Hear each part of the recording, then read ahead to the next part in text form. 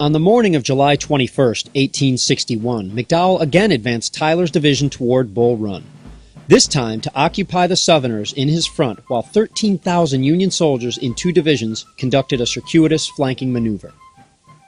This column of inexperienced and exhausted soldiers crossed Bull Run and Cat Harpin Run and emerged at Sudley Springs on the flank and rear of the Confederate Army.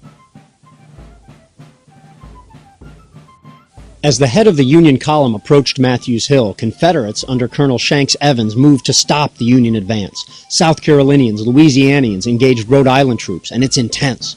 The Confederates, although outnumbered, actually attacked the Union position.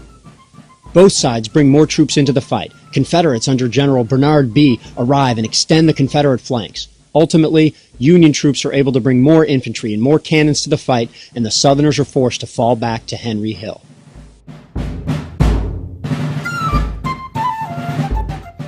As disorganized Confederate soldiers reformed on the backside of Henry Hill, fresh troops arrived. General Thomas Jackson's brigade of Virginians formed the heart of the Confederate position. Jackson bolstered his line with 13 short-range cannons.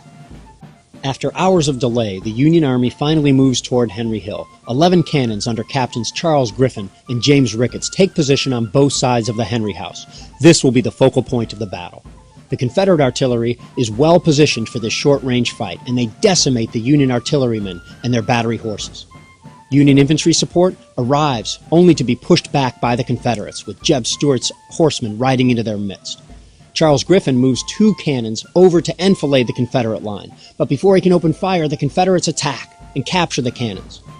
The Union counterattacks and recaptures the guns, and henceforth, this will be an infantryman's fight, with both sides vying for possession of the Union cannons. The Union launches several bloody assaults and get weaker as the day goes on. The Confederates are only getting stronger. They bring fresh troops to the field and extend their lines beyond the Union flank.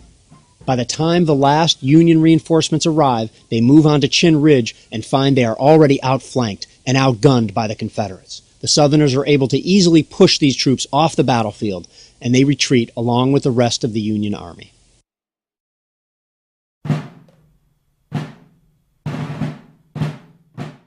Union forces retired across Sudley Ford and the Stone Bridge.